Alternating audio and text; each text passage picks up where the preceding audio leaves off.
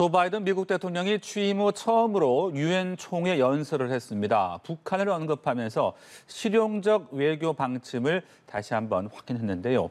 구체적인 진전을 추구하고 있다고도 말했습니다. 워싱턴 이경희 특파원입니다.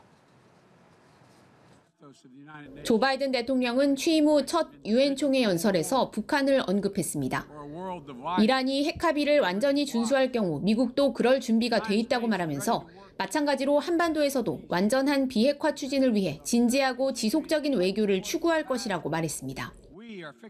We seek concrete progress toward an available plan with tangible commitments that would increase stability on the peninsula and in the region, as well as improve the lives of the people in the Democratic People's Republic of Korea.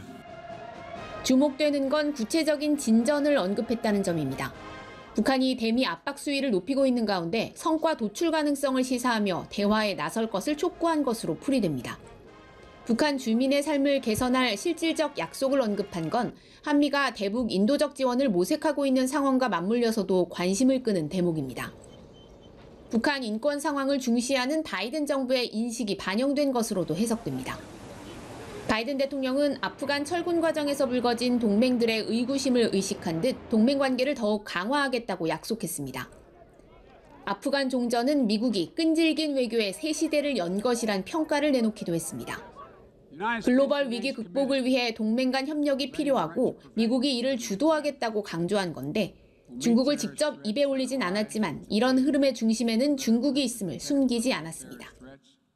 As the United States turns our focus to the priorities and the regions of the world, like the Indo-Pacific, that are most consequential today and tomorrow, we'll do so with our allies and partners through cooperation at multilateral institutions like the United Nations to amplify our collective strength and speed. 다만 미국은 공동과제의 평화적 해결을 지향하는 어떤 나라와도 협력할 준비가 돼 있다면서 신냉전을 추구하지는 않는다는 점을 분명히 했습니다.